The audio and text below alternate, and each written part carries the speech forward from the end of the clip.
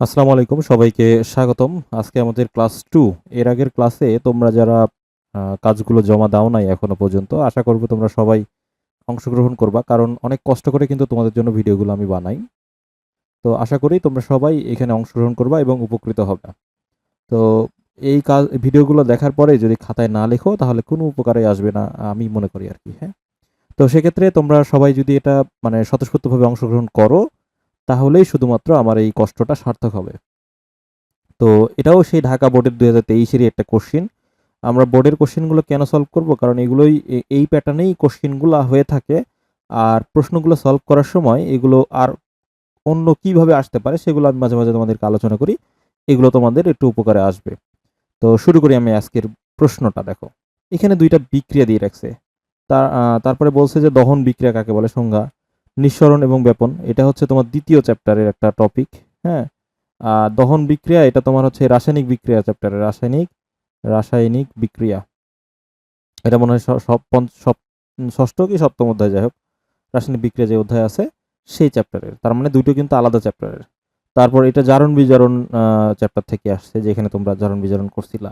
তারপরে দুই বিক্রিয়া উভয় সংযোজন, তার মানে এটা রাসায়নিক বিক্রিয়া। তো মেইনলি এটা হচ্ছে রাসায়নিক বিক্রিয়ার একটা প্রশ্ন। কিন্তু তোমার এখানে দহনটা দিছে, নিঃসরণ এবং ব্যাপন এটা দিয়ে দিছে তোমার হচ্ছে ২য় অধ্যায় থেকে। তো যাই হোক, এরকম মিক্স আপ থাকবেই বোর্ডের কোশ্চেনগুলো, এগুলো নিয়ে ঘাবড়ানোর কিছু নাই। তো আমরা শুরু করি দহন বিক্রিয়া। প্রথম যে কোশ্চেনটা আছে, দহন বিক্রিয়া কাকে বলে?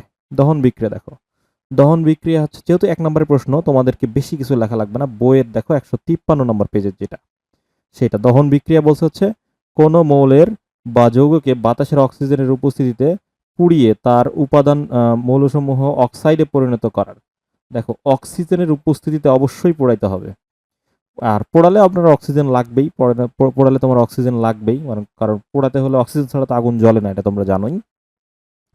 আর অন্যভাবে পোড়ানো যায়, যেমন বর্তমানে আমরা হচ্ছে ইন্ডাকশন হিটার দিয়ে পোড়াই, বা অন্য কোনোভাবে হিট দিয়ে বাইরে থেকে আয়রন করে পোড়াই দিচ্ছি, ওটাও কিন্তু অক্সিজেনের প্রয়োজন নাই।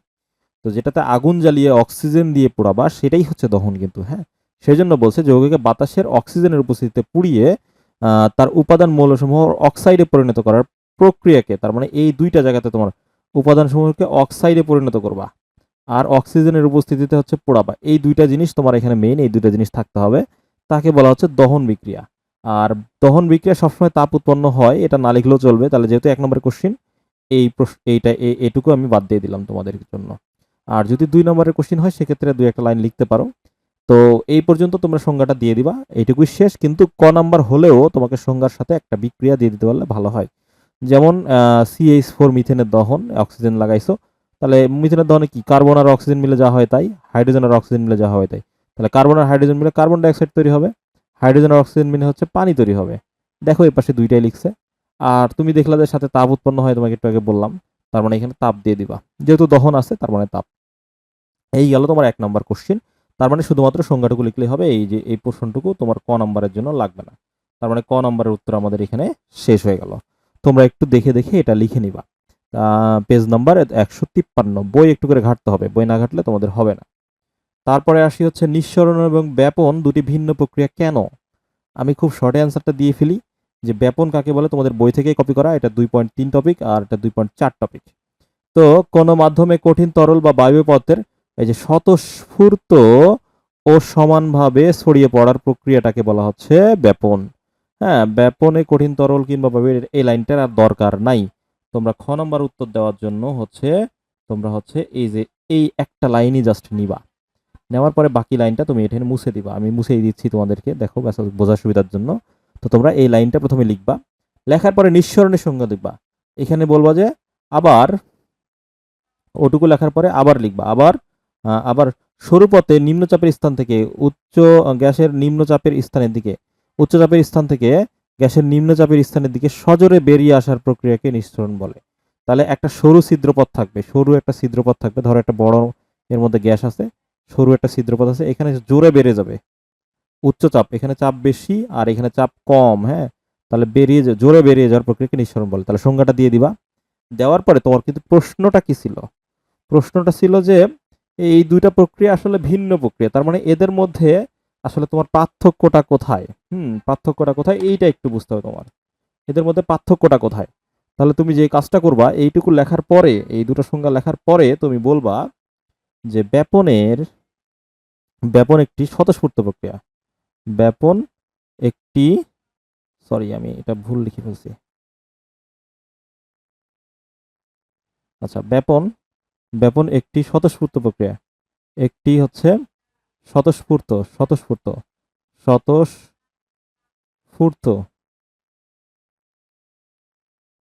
স্ফূর্ত প্রক্রিয়া, হ্যাঁ, প্রক্রিয়া। ব্যাপন একটি স্বতঃস্ফূর্ত প্রক্রিয়া।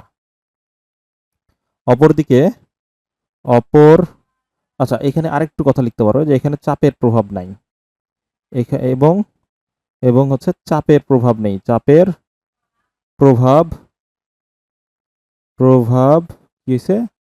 নাই, প্রভাব নাই, এখানে চাপের প্রভাব নাই। আর নিঃসরণের ক্ষেত্রে তোমার চাপের প্রভাব রয়েছে। আর নিঃসরণের ক্ষেত্রে নিঃসরণ নিঃসরণ এর ক্ষেত্রে চাপের প্রভাব রয়েছে। চাপের প্রভাব রয়েছে। প্রভাব রয়েছে রয়েছে হ্যাঁ, তাই বলা যায় তাই বলা যায় প্রক্রিয়া দুটি ভিন্ন। প্রক্রিয়া প্রক্রিয়া দুটি ভিন্ন। আমি সুন্দর করে তোমাদেরকে একটু ধীরে ধীরে লিখে দিলাম এটা। এটুকু লিখলেই যথেষ্ট। খ নম্বরের জন্য তোমার এটুকু লিখলেই যথেষ্ট। তাহলে কি বললাম আমি? তোমার খ নম্বরের জন্য, আচ্ছা আমি একটু দেখাই তোমাদেরকে। খ নম্বরের জন্য হচ্ছে প্রথমে তোমরা এই যে সংজ্ঞা দুটো লিখে নিবা। খ নম্বরের জন্য সংজ্ঞা দুটো লিখে নিবা। লেখার পরে এই যে বাড়তি যে কতটুকু আমি লিখলাম, ভিডিওটা পজ করে দরকার হলে তোমরা একটু লিখে নিবা। আর এই যে মাঝখানে যে আঁকাকি করছি এটার আসলে দরকার নাই। এটা আমি আসলে তোমাদেরকে বোঝানোর জন্য করছিলাম, এটুকু দরকার নাই। আমি একটু করে এগুলো মুছে দিলাম আর কি তোমাদের জন্য। তাহলে আশা করি এটা বুঝতে পারছো। এবার আসি গ নম্বর। গ নম্বর হচ্ছে 1 নম্বর বিক্রিয়ার সি এর জারণ মান। তাহলে দেখো এই যে এইটার জারণ, এটার এই যে সি এর জারণ মান কত সেটা নির্ণয় করতে বলছে তোমাকে।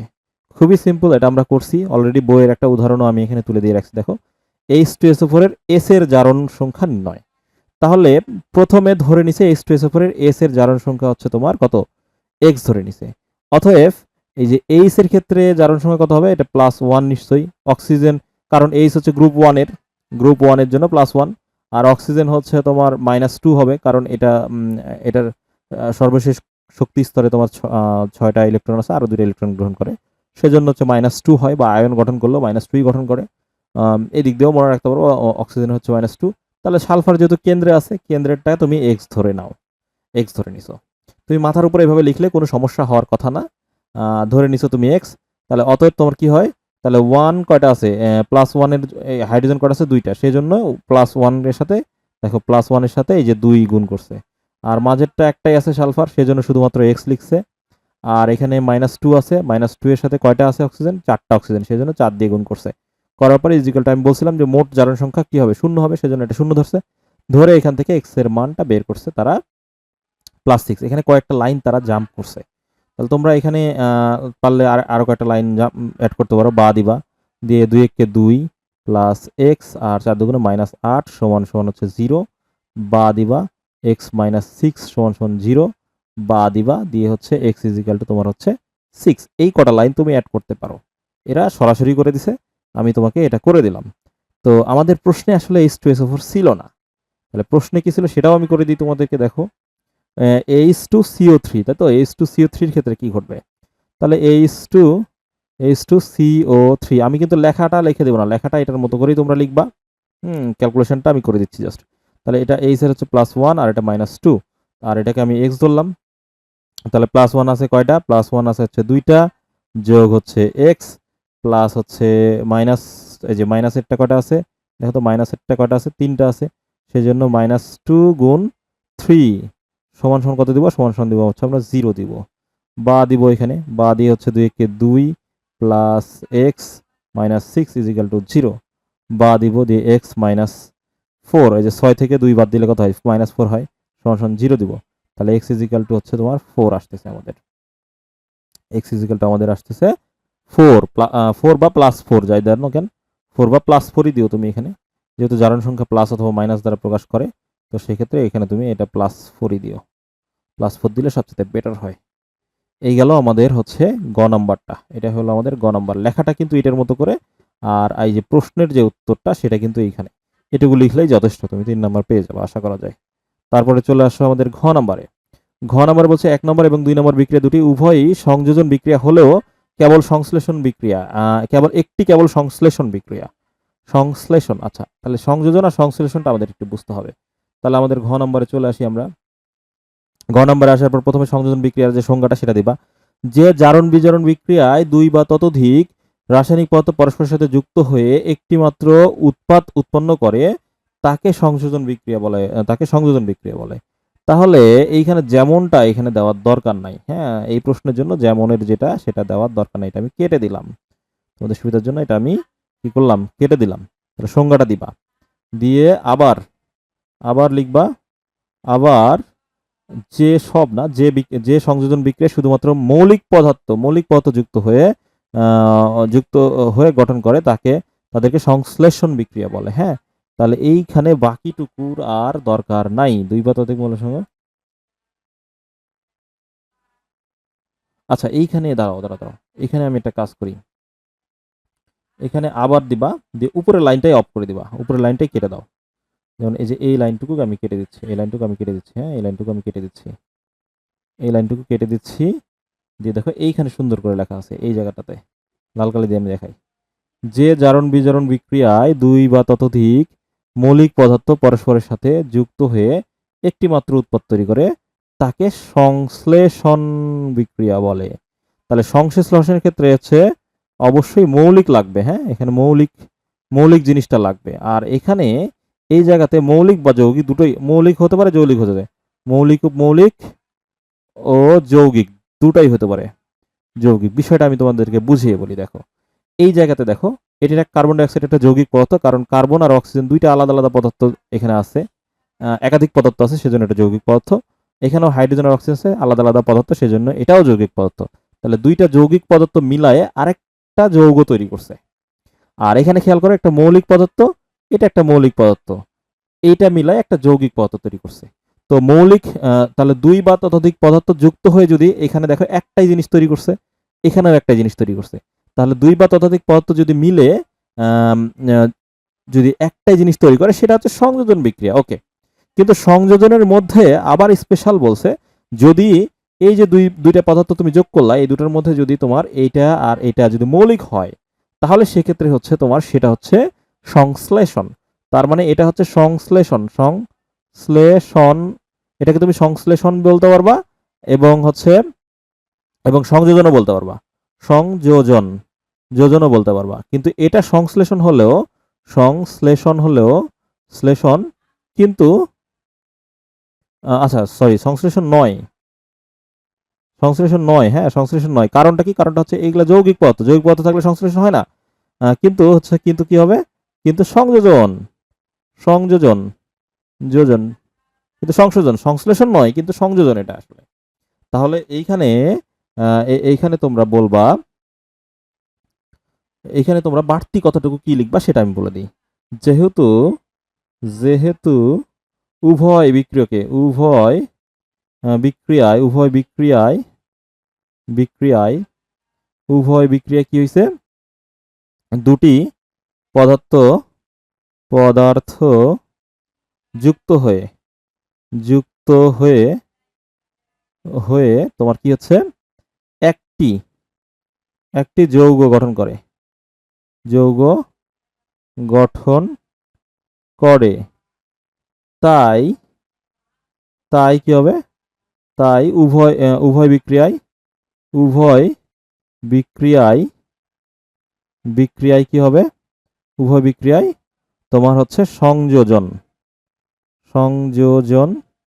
বিক্রিয়া, উভয় বিক্রিয়া সংযোজন বিক্রিয়া। ঠিক আছে, এই গেল তোমার উভয় বিক্রিয়া সংযোজন বিক্রিয়া। এখন কিন্তু কথাটা বলবো আমরা,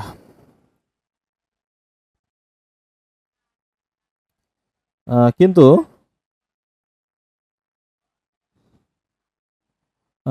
1 নং এ 1 নং এ দুটি যৌগ যুক্ত হয়ে উৎপাদ তৈরি করে তৈরি করে হ্যাঁ করে তাই এটি কি হবে? তাই এটি সংশ্লেষণ নয়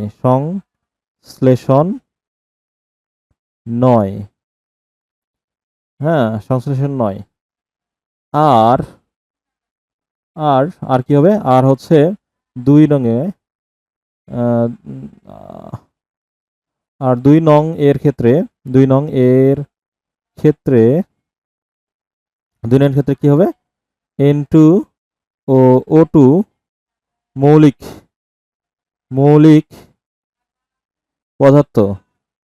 পদার্থ আমি একটু নিচে আসি, তোমরা একটু ভিডিও পজ করে লিখো। মৌলিক পদার্থ যুক্ত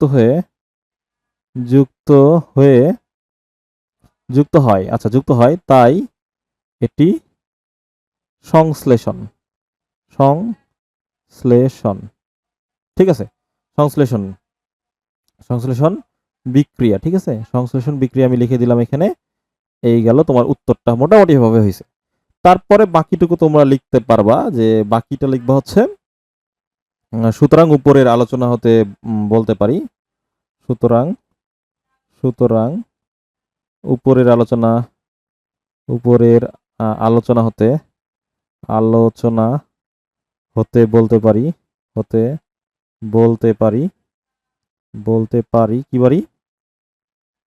পারি।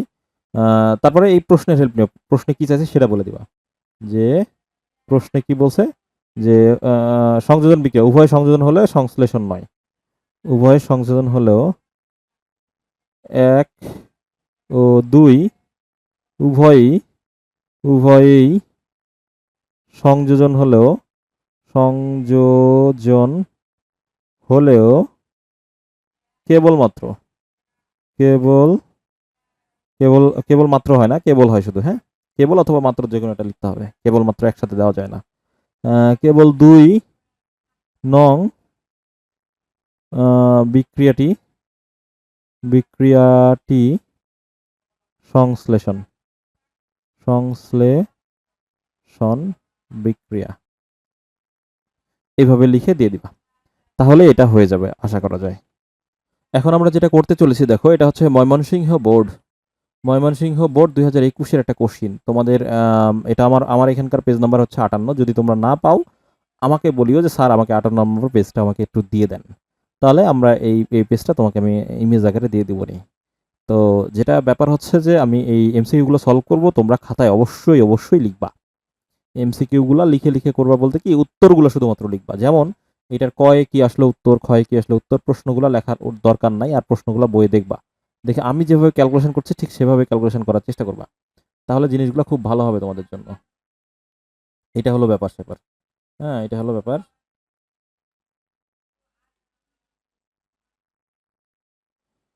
তো আমি শুরু করি আর কথা না বাড়ায়। তাহলে ময়মনসিংহ বোর্ড 2021-এর আমরা প্রথম যে কোশ্চিনটা আসছে সেটা একটু দেখি। আমি একটু সাইজ করে নিই জিনিসটাকে। আচ্ছা, ওকে, দেখো, প্রথম যে বলছে যে ক্রোমিয়ামের পারমাণবিক সংখ্যা কত। ক্রোমিয়াম, এটা আমরা সবাই জানি যে ব্যতিক্রমের ক্ষেত্রে যা হয়, ক্রোমিয়ামের ক্ষেত্রে 24 হবে এটা উত্তর। এটা তোমার 24 হবে উত্তর। হ্যাঁ, ক্রোমিয়ামের ক্ষেত্রে 24। আচ্ছা, অ্যালুমিনিয়াম ফসফেটের অণুতে পরমাণু সংখ্যা কত?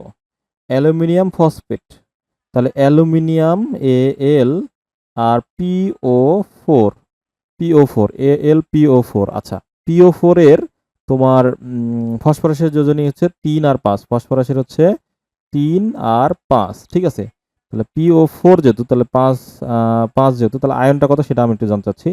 চারদিকে 4টা অক্সিজেন আমি যদি দিয়ে দেই, তাহলে 3 তো ব্যবহার করা যাবে না, 5 ব্যবহার, এটা আমি খুব সুন্দর করে বুঝাইছি, যার কারণে আমি একটু দ্রুত করার চেষ্টা করতেছি। তাহলে অক্সিজেনের হাত কয়টা ফাঁকা থাকে? 3টা। তার মানে এর আয়ন হচ্ছে তোমার -3 আর কি। হ্যাঁ, এর আয়ন -3, আর অ্যালুমিনিয়াম হচ্ছে +3 আর হচ্ছে -3। তার মানে এটা ঠিকই আছে, সংকেতটা AlPO4 হবে। তো অ্যালুমিনিয়াম ফসফেটের অণুতে তাহলে মোট কয়টা পরমাণু আছে? তাহলে দেখো, অক্সিজেনের কয়টা আছে? 4টা, ফসফরাসের 1টা, অ্যালুমিনিয়ামের কয়টা? একটা। তার মানে মোট কয়টা হলো? 4 আর 2 6। 6 হচ্ছে তোমাদের সঠিক উত্তর। 6 হচ্ছে তোমাদের সঠিক উত্তর। তারপরে বলছে হচ্ছে, আমি একটু ডাউনে আসি, জিনিসটাকে দেখাই। ওকে। আয়রনের এম শেলে কতটি ইলেকট্রন রয়েছে? আয়রনের এম শেলে, আচ্ছা আয়রন এফি হচ্ছে তোমাদের 26, তাই তো? এফি 26। তাহলে কি হবে আমাদের? S S P S P S, তারপর হচ্ছে ডি পর্যন্ত আসবে। তাহলে 1s 2s 3s 4s 2p 3p আর হচ্ছে 3d। তাহলে এস এর ক্ষেত্রে দুইটা দুইটা 6টা, 10টা হইলো 12, 6 18 আর 2 20টা। টোটাল আছে কয়টা? আয়রনের 26টা, তার মানে আর 6টা বসবে এখানে। আচ্ছা, কে, তারপর এল, তারপর এম, তার মানে 3 নাম্বার বংশে কয়টা আছে সেটা জানতেছে। তাহলে 3 নাম্বার বংশটা কই আমার? আমি একটু কালারটা চেঞ্জ করে ফেলি, দেখো। 3 নাম্বার বংশে, আচ্ছা সাইজটাও একটু আমি কমাই দিই, অনেক মোটা লাগতেছে লেখাগুলা। ওকে, এবার মনে হয় ঠিক আছে। আচ্ছা, 3 নাম্বার বংশ, 3 নাম্বার বংশতে দেখো এখানে আছে কয়টা? দুটা, এখানে আছে 6টা, 8টা, আর এই যে 3 নাম্বার বংশ একটা আছে, এখানে আছে আরো 6টা। তার মানে 6 6 12 আর 2 14টা, অর্থাৎ সঠিক উত্তর হচ্ছে তোমার টোটাল 14। তোমরা মনে হয় বুঝতে পারছো, দেখো এখানে 2, এখানে 6 আর এখানে 6, তাহলে 6 6 12 আর 2 হচ্ছে 14। এইটা হচ্ছে তোমার সঠিক উত্তর। তারপরে চলে আসি আরো।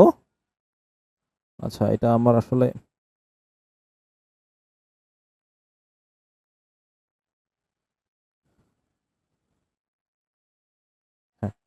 হ্যাঁ, উপশক্তি স্তর 4D, পেনটা নেই। উপশক্তি স্তর 4D এর n প্লাস এল এর মান কত? সরি, n প্লাস, এখানে 1 না, এটা আসলে এল হবে। হ্যাঁ, তাহলে n এর মান হচ্ছে 4, আর d তে কত হয়? s এ হয় 0, p তে হয় 1, spd, d তে হয় 2। তাহলে এটা হচ্ছে 2, 4 আর 2 যোগ করলে হচ্ছে তোমার কত? 6। 6 হচ্ছে তোমার n প্লাস এল এর মান। আমি মনে হয় তোমাদেরকে এটা বোঝাতে পারছি। তারপর পর্যায় সারণীতে গ্রুপ 18তে কয়টি মৌল রয়েছে? এটা একদম তোমার হচ্ছে মানে এটা একটা আইকিউ এর একটা বিষয়। পর্যায় সারণীতে তোমরা পড়ছো, হিলিয়াম, নিয়ন, আর্গন, ক্রিপ্টন, জেনন, রেডন। তাহলে হিলিয়াম, নিয়ন, আর্গন, ক্রিপ্টন, জেনন, রেডন, আর একটা তেজস্ক্রিয় মৌল আছে, ওইটা আমি এখন মনে করতে পারছি না। টোটাল হচ্ছে এখানে পাওয়া হচ্ছে 7টা। 7টা পর্যায়ের জন্য তুমি টোটাল পাবা হচ্ছে 7টা। তাহলে এটা সঠিক উত্তর হচ্ছে 7।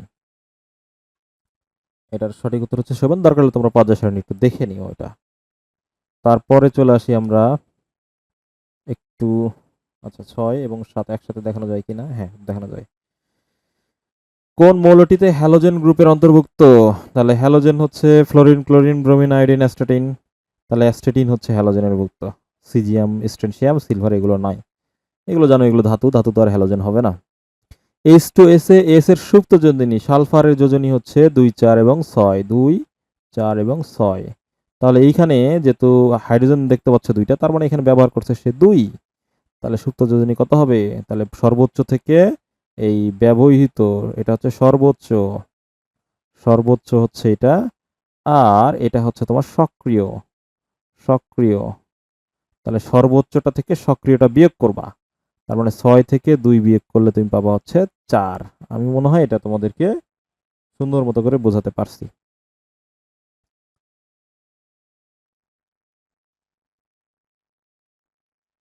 এরপরে আসো, আচ্ছা এইগুলো কিন্তু আইকিউ একদম, আমি উত্তরটা বলে দিচ্ছি। আর্টের ক্ষেত্রে টেকনিশিয়াম 99 এর লাইফ টাইম কয় ঘন্টা? এটা তোমার তেজস্ক্রিয় মৌলসমূহের ওখানে ধরে ধরে আমি কিন্তু তোমাদেরকে পড়াইছি। এটা হচ্ছে লাইফ টাইম হচ্ছে 6 ঘন্টা। ইলেকট্রনের প্রকৃত ভর কত? এক্ষেত্রে ক নাম্বারটা সঠিক উত্তর? 9.11 গুণ 10⁻² গ্রাম। এটা মুখস্থ মান একদম। তারপর প্রোপেনের অণুতে কয়টি একক বন্ধন রয়েছে? এইটা একটু বোঝাইতে হবে তোমাদেরকে, আমি একটু বুঝাই দিই। তাহলে প্রোপেন কিভাবে লিখবো? Propane, propane, methane, ethane, propane, 3টা কার্বন থাকবে, 3টা কার্বন থাকবে। বাকি হাতগুলো কি দিয়ে পূরণ করবা বলো দেখি? বাকি হাতগুলো তুমি হচ্ছে হাইড্রোজেন দিয়ে পূরণ করবা। তাহলে এখানে একটা হাইড্রোজেন, এখানে একটা হাইড্রোজেন, এখানে একটা হাইড্রোজেন, এখানে একটা হাইড্রোজেন, এখানে একটা হাইড্রোজেন, এখানে একটা হাইড্রোজেন, এখানে একটা, এবং এই জায়গাতে আরো একটা। এই দিয়ে দিলা তুমি হাইড্রোজেন পূরণ। এগুলো আমি সুন্দর করে তোমাদেরকে শেখাইছি, আশা করা যায় পারবা। তাহলে এখন আমাকে বলছে একক বন্ধন কয়টা, একক বন্ধন কয়টা? তাহলে দেখো এখানে একটা আছে, এখানে 1, এখানে 2, এখানে 3, এখানে 4, এখানে 5, এখানে 6, এখানে 7, এখানে হচ্ছে 8। একটা, হ্যাঁ এখানে 9 আর এখানে 10টা একক বন্ধন।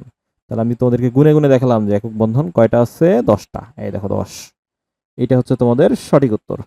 স্ক্যান্ডিয়ামের সর্বশেষ শক্তিস্তর সঠিক ইলেকট্রন বিন্যাসটা কত হবে? হ্যাঁ দেখো, স্ক্যান্ডিয়াম এসসি হচ্ছে 21। এসসি যদি 21 হয় তাহলে শুরু করবা S S P S P S, তারপর হচ্ছে ডি। তাহলে নাম্বার করো এস 1 2 3 4, তারপর পি নাম্বারিং করবা 2 and 3, আর ডি করবা 3 থেকে। তাহলে 2 2 6, টোটাল কত হলো 10টা, 2 6 2 20টা, আর একটা হচ্ছে 21টা। তাহলে আমাদেরকে সঠিক ইলেকট্রন বিন্যাসটা জানতে চাইছে। আমার মনে হয় যে এরা এই এস টুকুটাকে কি করছে, এসটা পরে লিখছে আর 3 গুলো আগে লিখছে। আচ্ছা লাখুক, সমস্যা নাই। তার মানে এই তিনটা 3 আর ডি মিলাবা, আর এস এর এখানে 2 মিলাবা। আচ্ছা যেহেতু এস এর এখানে 1 আছে তাহলে এটা আগে থেকেই বাদ। আচ্ছা এই সবগুলোতে 2 আছে, আর ডিতে কত আছে, ডিতে হচ্ছে যেটাতে 1 থাকবে সেটা নিবা। তাহলে ডিতে 1 কোথাতে আছে, ডিতে 3 আছে, হবে না। ডিতে 5 আছে, তাও হবে না। ডিতে 2 আছে, তাও হবে না। তার মানে 1 এবং এস এর 2 এ যেটাই আছে, তার মানে ঘ নাম্বার হচ্ছে তোমার সঠিক উত্তর। আমি মনে হয় এটাও তোমাদেরকে সুন্দরভাবে বুঝাই দিতে পারছি। দেখো খেয়াল করো, এখানে তোমাদেরকে বলছে যোজনী এবং যোজনী ইলেকট্রন বা যোজ্যতা ইলেকট্রন দুটো সমান কোনটার, ভিন্ন কোনটার আছে, ভিন্ন কোনটার। তো তোমাদেরকে একটা কথা বলি, সেটা হচ্ছে যে গ্রুপ 1 গ্রুপ 2 এগুলো সাধারণত যোজনী এবং যোজ্যতা ইলেকট্রন কি হয়, সমান হয়। কেন সমান হয়? ম্যাগনেসিয়াম ম্যাগনেসিয়াম 12 ইলেকট্রন বিন্যাস করে দেখো, এস এস পি, হ্যাঁ এস, তার 1 2 and 3 আর 2 পি, তো 2 2 6 10টা গেল, আর 1 11টা। তাহলে যোজনী কিন্তু হচ্ছে ম্যাগনেসিয়াম 12, আচ্ছা 12। যোজনী হচ্ছে 2 এবং যোজ্যতা ইলেকট্রন কি, মানে জমিদার বংশে ইলেকট্রন কয়টা, 2টা আছে। তাহলে জমিদার বংশে যেহেতু 2টা ইলেকট্রন আছে, তার মানে এটার যোজ্যতা ইলেকট্রন হচ্ছে 2, এবং যোজনীয় তোমরা দেখছো ম্যাগনেসিয়ামে 2, তার মানে এইটা তোমার যোজনী এবং যোজ্যতা ইলেকট্রন একই। অনুরূপভাবে তুমি হাইড্রোজেন ইলেকট্রন বিন্যাস করে দেখলেও এটাই পাবা, অ্যালুমিনিয়ামে দেখলেও তাই পাবা। তার মানে ম্যাগনেসিয়াম ধাতু এটা হবে না, হাইড্রোজেনও হবে না, অ্যালুমিনিয়ামও হবে না। অক্সিজেনের ক্ষেত্রে কি ঘটে? অক্সিজেন হচ্ছে 8, অক্সিজেন হচ্ছে 8, এস এস পি, তারপর এস পি আসবে, হ্যাঁ 1 2 and 3 আর 2 পি। আচ্ছা এটা লাগবে না মনে হয় আমার। আচ্ছা 2 2 4, 4 4 8, তাহলে এখানে আছে কয়টা, 6টা। তাহলে যোজনী ইলেকট্রন বা যোজ্যতা ইলেকট্রন হচ্ছে 6। অক্সিজেনের ক্ষেত্রে যোজনী ইলেকট্রন কত হবে? ইলেকট্রন হবে, যেহেতু যেহেতু এখানে তোমার হচ্ছে 6টা পাচ্ছ জমিদার বংশে, তার মানে 6 হচ্ছে যোজনী। আর যোজনী কই থেকে বাবা, যেমন H2O থেকে তুমি দেখতে পাচ্ছ, দেখো একটা অক্সিজেন 2টা হাইড্রোজেনের সাথে যুক্ত, তার মানে অক্সিজেনের যোজনী হচ্ছে তোমার 2, তার মানে যোজনীটা হচ্ছে কত, 2। তাহলে দেখো যোজনী এবং যোজ্যতা ইলেকট্রন কি ভিন্ন না, তার মানে এটা সঠিক উত্তর হচ্ছে ক নাম্বারটা। পোলার যৌগ জানতে চাইছে। এটা তুমি একটু দেখলে বুঝতে পারবা, যেখানে তোমার অক্সিজেন বা এগুলো আছে সেগুলো পোলার হওয়ার সম্ভাবনাটা বেশি। তো সেক্ষেত্রে আমার মনে হয় সরিষার তেল, এটা একটা হচ্ছে অ্যালকেন জাতীয় পদার্থ, হাইড্রোকার্বন, ন্যাপথলিন, এগুলো হাইড্রোকার্বন, কেরোসিন হাইড্রোকার্বন। কিন্তু চিনির মধ্যে দেখো অক্সিজেন C6H12O6। দেখো অক্সিজেন এবং হাইড্রোজেন এখানে আছে, তার মানে এখানে তোমার কি হবে, অক্সিজেনের ইলেকট্রন আসক্তি হাইড্রোজেনের তুলনায় অনেক বেশি। যার কারণে এগুলো তো কি করবে, অক্সিজেন কিছুটা ইলেকট্রন নিজের দিকে টেনে নিবে। তো আরেকটা ব্যাপার হচ্ছে যে পোলার যৌগ চেনার আরেকটা উপায় হচ্ছে পোলার যৌগ পানিতে দ্রবণীয় হয়। আচ্ছা কেরোসিন তেল কি তুমি পানিতে ডুবাইতে পারবা? পানিতে ডুবাইতে পারবো না, কারণ মিশবে না, উপরে ভেসে উঠবে। সরিষার তেলও তাই, ন্যাপথলিনও ঠিক তাই। কিন্তু চিনিটা কি হবে, পানিতে ডুবে যাবে, পানিতে মিশে যাবে আর কি, হ্যাঁ পানিতে মিশে যাবে। সেজন্য হচ্ছে চিনিটা হচ্ছে তোমার এখানকার জন্য কি হবে, সঠিক উত্তর হবে চিনি। পোলার যৌগ হচ্ছে তোমার চিনি বা গ্লুকোজ বা চিনি, এটা হচ্ছে পোলার যৌগ। আচ্ছা আমি মনে হয় এটা বোঝাতে পারছি, তারপরে আগাই। আচ্ছা এখানে একটু মনে হয় আমার জুম আউট করতে হবে, অনেক ছোট ছোট লেখা আছে। এখানে তারা একটা কি দিয়ে রাখছে, দেখো একটা পর্যায় দিয়ে রাখছে, গ্রুপ দিয়ে রাখছে, হ্যাঁ তৃতীয় চতুর্থ পর্যায় দিয়ে রাখছে আর গ্রুপ দিয়ে রাখছে। দেখো এই যে পর্যায় দিয়ে রাখছে, এখানে একটা পর্যায় আর গ্রুপ 1 1 2 14 আর 17 দিয়ে রাখছে। আচ্ছা থাক, এবিডি প্রতীকী অর্থে প্রচলিত কোনো মৌলিক নয়। আচ্ছা ঠিক আছে, এটাও মেনে নিলাম। তারপরে দেখি আমি কি বলছে, এর আলোকে তোমার 14 আর 15 নাম্বারটার উত্তর করতে বলছে। ঠিক আছে, তাহলে আমরা দেখি এখানে কি বলছে। আচ্ছা পরমাণুর আকারের ক্রম, তোমরা দেখছো যে বাম থেকে ডানে গেলে কি হয়, বাম থেকে ডানে গেলে আকারটা আস্তে আস্তে আস্তে আস্তে কমতে থাকে, আর উপর থেকে নিচে নামলে বাড়তে থাকে। তার মানে সবচেয়ে বেশি হচ্ছে এটা। তাহলে জি হচ্ছে সবচাইতে বেশি, তাহলে জি যেহেতু সবচাইতে বেশি, তার মানে এখানে জি সবচাইতে জি হচ্ছে আকারের ক্রম হচ্ছে জি সবচাইতে বেশি, তারপরে হচ্ছে জি এর পরে ডি দিছে এবং তারপরে ই দিছে। হ্যাঁ, এদিক থেকে গেলে কমতে থাকে, তার মানে এটা বেশি হবে আর এটা কম হবে। বাম থেকে ডানে গেলে কি হবে, কমতে থাকবে, তার মানে এটা বেশি হবে এটা কম হবে। আর নিচেরটা যেহেতু আছে 4 নম্বরে সেজন্য জি বেশি হবে। তার মানে জি এর পর ডি, ডি এর পর ই, তার মানে এটা আমি দেখতে পাচ্ছি সঠিক। আচ্ছা, আয়নীকরণ শক্তির ক্রম, আয়নীকরণ শক্তির ক্রম আমি জানি যে আকারের উল্টাটা হবে। তাহলে আকারের উল্টোটা করলে ই এখানে ডি এখানে, ওকে, তার মানে এটা সঠিক। ইলেকট্রন আসক্তির ক্রম হচ্ছে আয়নীকরণ শক্তির ক্রম যেটা হবে ইলেকট্রন আসক্তির ক্রম একই হবে, কিন্তু এখানে দেখো জি মাঝে দিয়ে দিচ্ছে, তার মানে এটা ভুল। যেহেতু এটা ভুল, তা আমরা একটু উত্তরগুলো দেখে নেই যে কোনটা আসলে সঠিক উত্তর। তাহলে দেখো 3 যেহেতু ভুল তোমার, তার সেক্ষেত্রে তুমি হচ্ছে 3 গুলো আছে সেগুলো বাদ দিয়ে দেবা। এটা বাদ, এটা বাদ, তার মানে ক, ক নাম্বারটা সঠিক উত্তর তোমার। ক নাম্বারটা হচ্ছে সঠিক উত্তর, আমরা পেরে গেছি। তারপরে আসি, তারপরে আমি একটু নিচে আসি। এ মৌলটি যৌগ গঠনের সময় কোন নিষ্ক্রিয় গ্যাসের ইলেকট্রন বিন্যাস লাভ করে? এ কোনটা আছে? তাহলে এটা কি, এটা আমাদের জানা দরকার। আচ্ছা, এ হচ্ছে 2 নাম্বার গ্রুপের, আচ্ছা 2 নাম্বার গ্রুপ, 2 নাম্বার গ্রুপে কে আছে? বিরিয়ানি, মোগলাই, কাবাব সরিয়ে বাটিতে রাখো, তাই না? তাহলে পর্যায় যেহেতু 3, তাহলে বিরিয়ানি হচ্ছে 2 নাম্বার পর্যায় থেকে শুরু হয়। দেখো এখানে হাইড্রোজেন আছে হালি, আর এখানে বিরিয়ানি, এখানে মোগলাই। তার মানে এই বিরিয়ানি শুরু হয় কত নম্বর গ্রুপ থেকে? 2 নম্বর গ্রুপ থেকে শুরু পর্যায় থেকে শুরু হয়। আর 3 নম্বর পর্যায়ে আছে তোমার ম্যাগনেসিয়াম, তাই তো? তাহলে ম্যাগনেসিয়াম হচ্ছে কত? ম্যাগনেসিয়াম হচ্ছে 12, ম্যাগনেসিয়াম 12। তাহলে ম্যাগনেসিয়াম যদি 12ই হয়, তাহলে ম্যাগনেসিয়াম যখন যৌগ গঠন করবে বা আয়নিক যৌগ গঠন করবে সেক্ষেত্রে কি ঘটে ম্যাগনেসিয়ামের ক্ষেত্রে, এটাই বলছে। তার মানে এ মৌলটা হচ্ছে আমাদের ম্যাগনেসিয়াম, বুঝলাম আমরা এই মৌলটা হচ্ছে আমাদের ম্যাগনেসিয়াম। তাহলে ম্যাগনেসিয়াম 12 যখন ইলেকট্রন আয়নিক যৌগ গঠন করবে, S S P S 1 2 and 3 আর হচ্ছে 2p, তাহলে 2 2 6 আর এখানে থাকবে 2টা। তার মানে সর্বশেষ শক্তি স্তরে 2টা ইলেকট্রন আছে, এই 2টা ইলেকট্রন কি করবে? ত্যাগ করবে, করে কি করবে? Mg2 প্লাস আয়ন গঠন করবে, করে আয়নিক যৌগ গঠন করবে। তাহলে Mg2 প্লাস করলে ইলেকট্রন থাকে কয়টা? 10টা। 10 কার বলো দেখি? হিলিয়ামের কটা? হিলিয়ামের হচ্ছে 4টা, হিলিয়ামের হচ্ছে 4টা, নিয়ন হচ্ছে 10, হিলিয়াম হচ্ছে 4টা, নিয়ন হচ্ছে 10। আমি ভুল বলছি নাকি? হিলিয়ামের হচ্ছে 2টা, হাইড্রোজেন হিলিয়াম, সরি, হিলিয়ামের হচ্ছে 2টা আর নিয়নের হচ্ছে তোমার 10টা ইলেকট্রন আছে। তার মানে নিয়ন 10 হবে। যখন 2টা ইলেকট্রন ত্যাগ করে দিবে ম্যাগনেসিয়াম, তখন কি হবে? 12টা থেকে 2টা কমে যাবে, অর্থাৎ 10 হয়ে যাবে। যখন Mg2 প্লাসের ইলেকট্রন সময় কত? 10টা, তাহলে 10 হয়ে যাচ্ছে। তাহলে 10 হয়ে গেলে কার হয়? 10 হয়ে গেলে নিয়নের হয়। তাহলে কার ইলেকট্রন বিন্যাস লাভ করছে? অবশ্যই সেটা হচ্ছে নিয়নের ইলেকট্রন বিন্যাস লাভ করছে। এরপরে চলে আসি আমরা। এরপরে হচ্ছে একটু খেয়াল করো 16 নাম্বারটা যেটা, 16 নাম্বারটা এটা জ্ঞানমূলক একটা কোশ্চিন, আমি বলে দেই। জেট ইঞ্জিনের জ্বালানি হিসেবে কোনটি ব্যবহার করা হয়? জেট ইঞ্জিনের জ্বালানি হিসেবে হচ্ছে কেরোসিন ব্যবহার করবা, অবশ্যই অবশ্যই কেরোসিন ব্যবহার করবা। তারপর সাইক্লোবিউটেনের সংকেত কি? আচ্ছা, সাইক্লোবিউটেন, আচ্ছা বিউটেন না বিউটিন? সাইক্লোবিউটিন বলছে।